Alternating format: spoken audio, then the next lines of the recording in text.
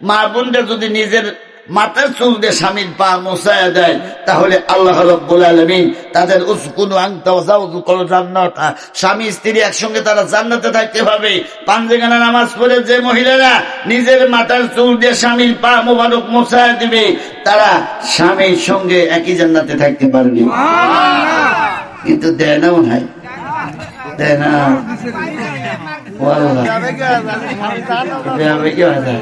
আরে ওয়াজ তো শুরু করিনি, কেবল মোশন করতেছি, টানছি, অপেক্ষা করেন। কিন্তু যুবক গুলি আসে না, যুবকরা খালি গাওয়াইতেছে মোবাইল, এরকম গাওয়াইতেছে। 20 বছর পর 60% যুবক অন্ধ হয়ে যাবে। আমি চ্যালেঞ্জ দিলাম, এটা থিসিস করে দিন, নলেজ ইজ পাওয়ার, জ্ঞানী শক্তি। ছেলেদের রেজেক হয় না কেন জানেন? এলাকায় কোরআনের মাহফিল হলে যায় না, মসজিদে নামাজ পড়ে না ঠিক মতে, এই জন্য এমএ পাস করে চাকরি হয় না। এটা আল্লাহর একটা গজব কিন্তু জানতে হবে।